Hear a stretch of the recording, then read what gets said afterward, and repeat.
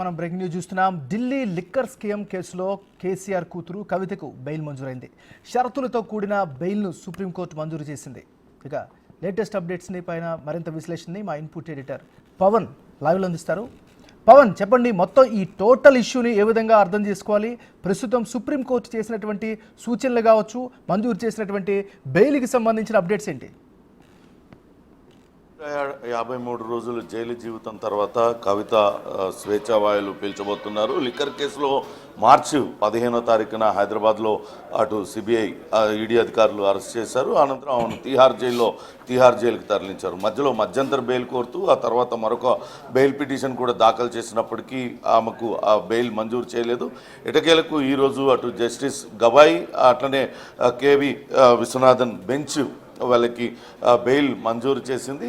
అటు ముకుల్ రహతోగి అటు కవిత తరపున వాదనలు వినిపించారు. ఇప్పటిదాకా ఈ కేసులో అనేక మంది కవితకు వ్యతిరేకంగా అటు స్టేట్మెంట్ ఇచ్చారు తప్పించి వాళ్ళు కూడా ఈ కేసులో వాళ్ళందరూ కూడా నిందితులుగా ఉన్నారు. నిందితులుగా ఉన్న వ్యక్తులే కవిత పాత్ర పైన స్టేట్మెంట్లు ఇచ్చారు. కానీ ఈ కేసుకు సంబంధించి ఆధారాలను మాత్రం ఇప్పటివరకు దర్యాప్తు సంస్థలు ఏవి కూడా సేకరించలేకపోయినాయి అనేది తన వాదనగా చెప్పారు. మొదటి నుంచి కూడా కవిత పైన ఒక ఆరోపణ చేస్తూ ఉన్నారు. 100 కోట్ల రూపాయల ముడుపులు చెల్లించారు సౌత్ గ్రూప్ తరపున అంటూ.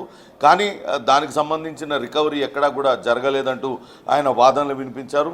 ఇప్పటికే బెయిల్ పొందిన మనీష్ సిసోడియాకి ఏ రకమైన నిబంధనలు వర్తిస్తాయో అవే నిబంధనలు అవే షరతులతో కవితకు బెయిల్ మంజూరు చేయాలంటూ ఆయన కోరారు. సాక్షుల్ని ప్రభావితం చేస్తున్నారంటూ అటు ఈడీ ఇతర దర్యాప్తు సంస్థల తరపున వాదనలు వినిపించిన న్యాయవాది రాజు వాదనలు వినిపించారు.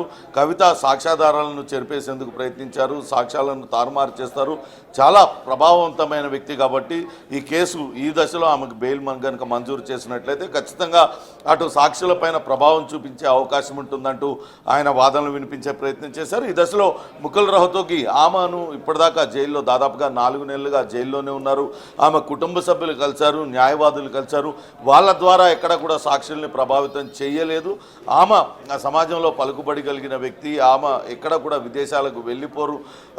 ఈ కేసు వ్యవహారంలో ఆమె అసలు ఎటువంటి జోక్యము చేసుకోరంటూ ఆయన వాదనలు వినిపించే ప్రయత్నం చేశారు. కానీ గతంలో జరిగిన కొన్ని పరిణామాలను కోర్టు దృష్టికి అటు దర్యాప్తు సంస్థల తరపున వాదనలు వినిపించిన అడ్వకేట్ రాజు తీసుకువచ్చారు. గతంలో అరుణ్ పిల్లై అటు కవితకు వ్యతిరేకంగా వాంగ్మూలం ఇవ్వడానికి సిద్ధపడ్డారు. దానికి సంబంధించిన స్టేట్మెంట్ను కూడా ఇచ్చారు. కానీ తిరిగి ఆయన తన స్టేట్మెంట్ను వెనక్కి తీసుకున్నారంటూ కోర్టుకు దృష్టికి తీసుకొచ్చారు. కవిత అటు ప్రభావవంతమైన వ్యక్తి కాబట్టి ఆయన స్టేట్మెంట్ ఇచ్చి వెనక్కి తగ్గారు. ఇటువంటివన్నీ కూడా జరుగుతాయి కాబట్టి ఆమెకు బెయిల్ మంజూరు చేయొద్దంటూ ఆయన వాదనలు వినిపించారు. ఇప్పటికే ఈ కేసులో దాదాపుగా 493 మంది సాక్షుల్ని విచారించారు. 5000 పేజీలకు పైగా డాక్యుమెంట్లన్నీ కూడా తీసుకొచ్చారు. డాక్యుమెంట్లను కూడా చూశారంటూ చెప్పారు. అంతేకాకుండా ఈ కేసుకు సంబంధించి ప్రధానంగా అటు ఏదైతే మెసేజెస్ ఉన్నాయో ఈ మెసేజెస్ అన్నింటినీ కూడా డిలీట్ చేశారు.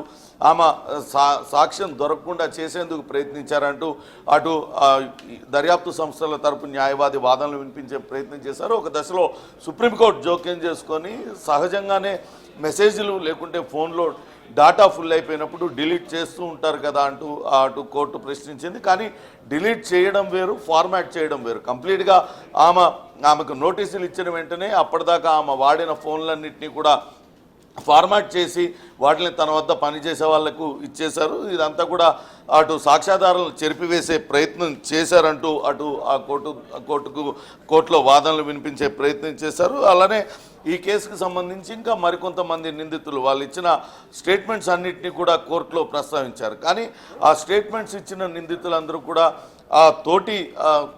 ఈ కేసుతో సంబంధం ఉన్న వాళ్ళందరూ కూడా అప్రూవల్గా మారిన తర్వాత బెయిల్ తీసుకున్నారు. కానీ అటు కవితకు ఈ కేసుకు ఎటువంటి సంబంధం లేదంటూ ఆయన వాదనలు వినిపించారు. ఖచ్చితంగా కేవలం సహనిందితులు ఇచ్చిన వాంగ్మూలాల ఆధారంగా ఆమెను జైల్లోనే ఉంచడం సరికాదు అంటూ చెప్పారు. కానీ మొదటి నుంచి కూడా ఈడీ పూర్తిగా ఈ కేసులో అటు కవితకు వ్యతిరేకంగా వాదనలు వినిపిస్తూ వచ్చింది.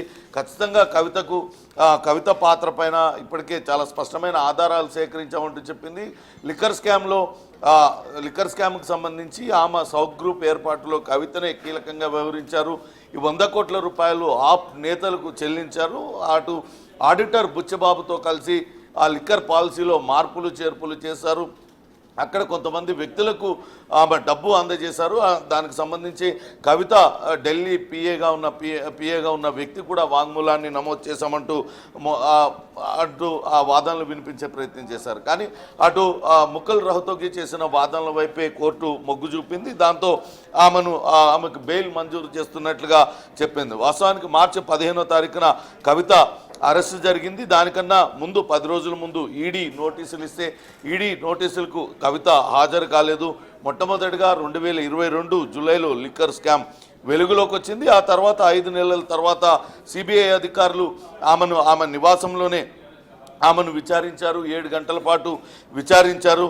2023 మార్చి 11వ తారీఖున మొట్టమొదటిసారిగా ఈడీ విచారణకు ఢిల్లీలో కవిత హాజరైంది. ఆ తర్వాత 16, 20వ తారీఖు, 21వ తారీఖున ఢిల్లీలోనే కవితను విచారించారు. ఆ సందర్భంగా కవిత తాను వాడేసిన 8 ఫోన్లను కూడా ఈడీ అధికారులకు ఇచ్చారు. గతంలో ఇప్పటికే ఈ కేసుకు సంబంధించి 2 ఛార్జ్షీట్లు దాఖలయ్యాయి.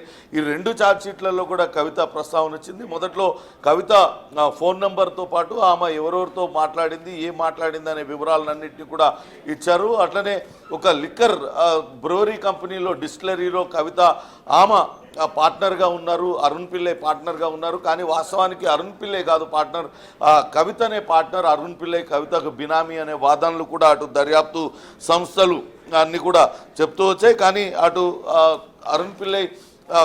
అరుణ్ పిల్లైకి సంబంధించి వాదనలు కూడా చేశారు. అరుణ్ పిల్లై సాక్షిగా ఆయన ముందుకు వచ్చి తర్వాత వెనక్కి తగ్గడం, ఇవన్నీ కూడా ఈ దశలో కనుక కవితకు బెయిల్ మంజూరు చేస్తే కొంతవరకు దర్యాప్తుకు ఇబ్బంది ఎదురవుతుందంటూ అటు దర్యాప్తు సంస్థల తరపు న్యాయవాది వాదనలు వినిపించారు. కానీ ఇక్కడ ముకుల్ రోహ్తగి చేసిన చాలా కీలకమైన వాదనలు, వాటిలన్నింటినీ కూడా కోర్టు పరిగణలోకి తీసుకున్నదనే భావించాలి. ఎప్పుడు కూడా తాము సిద్ధంగా ఉన్నాము, విచారణకు సిద్ధంగా ఉన్నాము, ఎక్కడా కూడా కవిత విచారణను తప్పించుకోవాలని చూడలేదు. ఆమె స్వచ్ఛందంగా ఆమంతటా ఆమె మొదటిసారిగా విచారణకు హాజరైంది. దాదాపుగా 7 గంటల పాటు సిబిఐ అధికారులు ఆమె నివాసంలో హైదరాబాద్లో విచారించారు. ఆ తర్వాత ఈడీ అధికారులు కూడా 4 రోజుల పాటు దాదాపుగా 20 గంటలు పైగా ఆమెను దాదాపు 30 గంటలు పైగా ఆమెను విచారించారు. విచారణలో అన్ని విషయాలు కూడా వెల్లడించింది. కేవలం స్టేట్మెంట్ల ఆధారంగానే, సహనిందితులు ఇచ్చిన స్టేట్మెంట్ల ఆధారంగానే ఈమెను జైల్లో ఎలా ఉంచుతారు, ఈమె బెయిల్ పొందడానికి పూర్తి అర్హత ఉన్నది, ఈమె ఇక్కడ కూడా కేసులో ప్రభావితం చేయలేదు, సాక్షులను ప్రభావితం చేయలేదంటూ ఆయన చేసిన వాదనల వైపు మొగ్గు చూపింది. ఈ కేసులో బెయిల్ పొందేందుకు ఎటువంటి షరతులు విధించినా సిద్ధంగా ఉన్నామని చెప్పడంతో షరతులతో కూడిన బెయిల్ని అయితే మంజూరు చేసింది. చూడాలి. ఇప్పటికే అటు బీఆర్ఎస్ వర్కింగ్ ప్రెసిడెంట్ కేటీఆర్, హరీష్ రావు, ఇతర నాయకులందరూ కూడా, నేతలందరూ కూడా ఢిల్లీ చేరుకున్నారు. వీలైనంత త్వరగా కోర్టు విధించిన షరతులకు సంబంధించిన ప్రక్రియ అంతా కూడా పూర్తి చేస్తారు. బాండ్స్ సమర్పించడం కానీ ఇతరత్ర ప్రక్రియ అంతా పూర్తి చేసి వీలైతే ఈరోజు సాయంత్రమే ఆమెను తీహార్ జైలు నుంచి ఆమెను బయటకు తీసుకొచ్చే ప్రయత్నం అయితే నేతలు చేస్తున్నట్టుగా తెలుస్తుంది. మొత్తం మీద సుదీర్ఘంగా జైల్లోనే గడిపారు. ఇటీవల కేటీఆర్ కూడా ఆయన మాట్లాడారు. రగులుతున్న అగ్నిపర్వతంలాగున్న బిడ్డను కావాలనే జైల్లో పెట్టారు. ఇంతవరకు కేసీఆర్ ఒక్కసారి కూడా అటు కవితను జైల్లో పోయి కలవడానికి ఆయన ప్రయత్నించలేదు. కానీ ఆయన ఫామ్ హౌస్కే పరిమితం అయిపోయారు. ఎప్పుడు కూడా కవిత అరెస్ట్ పైన మాట్లాడలేదు. ఇటీవలనే ఒక సమావేశంలో ఆయన మాట్లాడారు. తాను అగ్నిపర్వతం లాగున్నాను, తన బిడ్డ జైల్లోనే ఉంది, ఆ బాధ ఉంది అంటూ ఆయన తీవ్రమైన భావోద్వేగానికి గురైన పరిస్థితిని కూడా చూసాం. ఎట్టకేలకు ఈరోజు అటు బెయిల్ మంజూరు కావడంతో బీఆర్ఎస్ శ్రేణులు కొంత ఆనందాన్ని వ్యక్తం చేస్తున్న పరిస్థితి ఉంది. చూడాలి దర్యాప్తు సంస్థలు మరి బెయిల్ పైన తిరిగి అప్పీల్కి వెళ్తాయా లేదా అనేది కూడా వేచి చూడాలి. ఏదేమైనప్పటికీ ఈరోజు ఆ కవిత అటు జైలు నుంచి విడుదలవుతుందా, లేకుంటే ఇవన్నీ కూడా ప్రక్రియలు పూర్తి చేసుకొని జైలు నుంచి విడుదలవుతుందా, లేకుంటే రేపు విడుదలవుతుందా అనేది కూడా చూడాలి. ఇక్కడ బీఆర్ఎస్ శ్రేణులు మాత్రం సంబరాలకి సిద్ధమవుతున్న పరిస్థితి అయితే ఉంది. అటు దర్యాప్తు సంస్థలు కూడా దీనిపైన అప్పీల్ చేయాలనే భావిస్తున్నట్టుగా తెలుస్తోంది. ఎంఎన్ఆర్, మరి ఒకవేళ అప్పీల్కి కనుక వెళ్ళినట్లయితే ఏం జరిగే అవకాశం ఉంది? తదుపరి కార్యాచరణ ఏ విధంగా ఉండే ఛాన్స్ ఉంది? ఖచ్చితంగా ఇప్పటికే మనీష్ సిసోడియాకి బెయిల్ మంజూరు చేసింది. గతంలో అటు ఢిల్లీ ముఖ్యమంత్రిగా ఉన్న కేజ్రీవాల్కు బెయిల్ మంజూరు చేసింది. కేజ్రీవాల్ బెయిల్ పైన అటు అపీల్కి వెళ్ళారు, బెయిల్ రద్దయింది. తిరిగి ఇక్కడ మనీష్ సిసోడియా విషయంలో కూడా వాళ్ళు అపీల్కి వెళ్ళారు.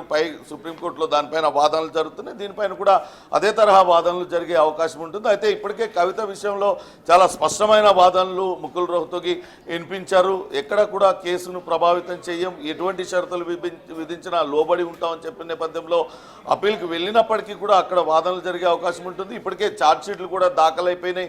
అంటే కేసు విచారణ ముగిసినట్లే. ఈ దశలో ఇంకా ఆ నిందితురాలుగా చెప్పబడుతున్న కవిత ఇంకా జైల్లోనే ఉండాల్సిన అవసరం లేదు. దర్యాప్తు పూర్తి స్థాయిలో అయిపోయిన తర్వాతనే ఆ ఛార్జ్షీట్ దాఖలు చేస్తారు. కాబట్టి ఇంకా ఆమెను జైల్లో ఉంచడం సరికాదు. సహజ న్యాయ సూత్రాలకు విరుద్ధంగా ఆమెను ఇప్పటికే 4 నెలలకు పైగా జైల్లోనే ఉంచారు. కాబట్టి ఆమెను విడుదల చేయాలంటూ అటు ముకుల్ రోహ్తగి చేసిన వాదనల వైపు మొగ్గు చూపిన సుప్రీంకోర్టు ఆమెకు బెయిల్ మంజూరు చేసింది. అయితే ప్రస్తుతానికైతే ఢిల్లీలోనే బీఆర్ఎస్ అగ్రనేతలందరూ కూడా ఉన్నారు.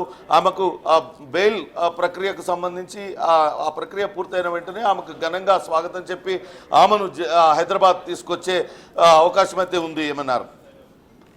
Right, thank you Pawan.